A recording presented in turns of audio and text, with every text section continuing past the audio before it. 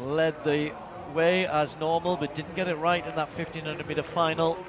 And Cole Hocker, who we're going to see next to two pacemakers here. Incidentally, Elliot Giles, who's going to be pacemaking, set a new world record on the roads. The new records have been set or reset recently, but great performance from him in Germany last week, and he finished ahead of Nagus. Will be another one of the names to watch here. We've got Cole Hocker, Josh Kerr, Nagus and Ingebrigtsen, the four top 1500-meter runners in the world here in Zurich, ready to run fast.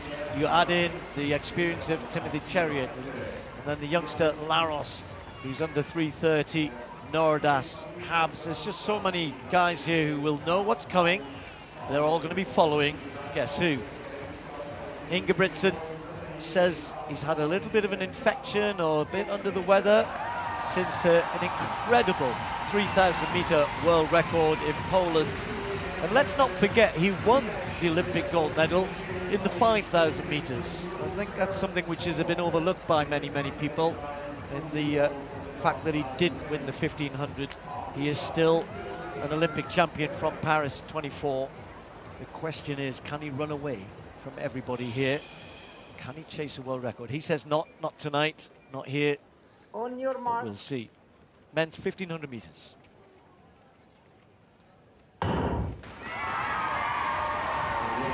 Well, they've been asked for a pretty decent pace, but be interested to see what Ingebrigtsen decides to do. He's slotted in behind the two men who've been given that task of going out. And certainly Elliot Giles is well capable of going quite a long way, which would help Ingebrigtsen. Giles, great 800-meter, well, he's world class at 800 and 1500 meters. Nagus slots in behind Ingebrigtsen, then Josh Kerr.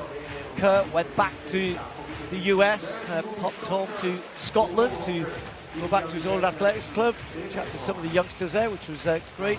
But he'd said, no, I went back to reset, get myself ready for this culmination of the season. He knew it was going to be set up to run quick here in Zurich. So there they are, lined up as ever behind Ingebrigtsen. Good pacemaking this from Rudolph, went through 300 and about 41. What's it going to be? It should be around 55. There we go, 55 and a half at 400 meters. Elliot, of course, Elliot Giles, inexperienced pacemaker. Ingebrigtsen, question mark over him, Steve, as he pointed out, although after that 3,000 in Poland 11 days ago, he has that sort of superhuman aura about him. I think even when he's under the weather, he could break 3:30, but we shall see here. There are men behind him who are fired up for this. Had a chat with Cole Hocker at lunch yesterday, who is really ready for this after getting beaten by Ingebrigtsen in Lausanne. But you know it's quick when they're strung out in single file. Bit of a gap between Elliot Giles and Ingebrigtsen. Nagus is behind him. Cole Hocker, the Olympic champion, following the world champion, reigning world champion, Josh Kerr of Great Britain. They are well strung out. Chariot and Laros, the only other two kind of hanging in there. There's a bit of a gap to Habs and others after that. But look at Ingebrigtsen.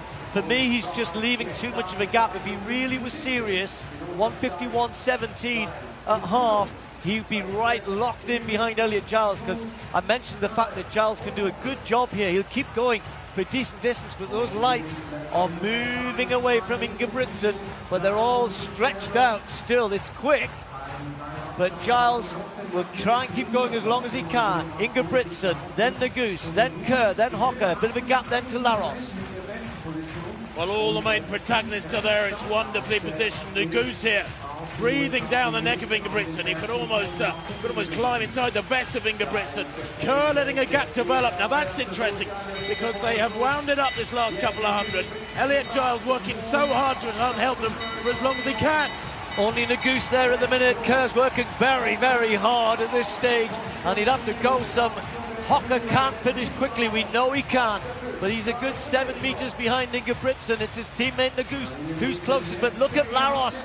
Laros going well.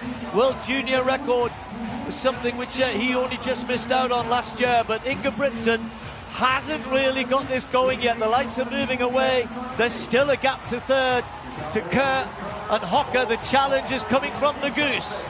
Ingebrigtsen and Nagus, and Ingebrigtsen has lost a few races in the home straight in recent times. Is it the turn of Nagus?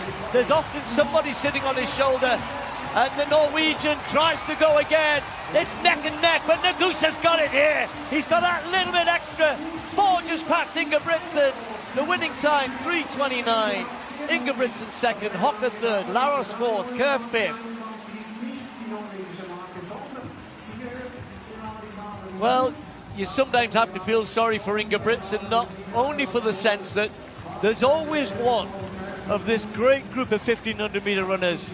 It was Jake Whiteman in 22, it was Kerr in 23, it was Hocker and Kerr at the Olympics. Nagus wasn't far away, and then it's Nagus's turn tonight, the American winning in Zurich. It may well be that Ingebrigtsen didn't feel 100%. He alluded to that in the press conference yesterday, and he certainly didn't look as though he was really going for it, did he? He didn't latch on to Giles, and the lights kept moving away. Did his best, tried hard, but Nagus stuck to his task brilliantly. Good race from the two of them. Nagus, the winner. So frustrating for Jakob Ingebrigtsen, Steve. I think that was a shadow of the man we saw setting that world record for 3,000 there. He's gone 55, 55, 56, 56 in effect there. He hasn't really had the power through that last 300 we would normally see. Great running from Nagus, nothing to be taken away from him. You can only beat who turn up on the day, and if they line up and they're a little bit sick, that's their problem, so to speak. And he doesn't win too many races, Jared Nagus. You know what? He's a lovely fellow. He's one of the most modest, chilled guys on the circuit, and yet he's continually the bridesmaid, second, third, fourth. You know, he led the whole way around the Olympic trials, and then, of course, Hocker sprinted past to win. He had a fantastic run to get the bronze medal at the Games in Paris, but he was behind Hocker and Kerr. Great to see him smiling here tonight and winning a big, big race. Zurich is as good as it gets outside the major championships.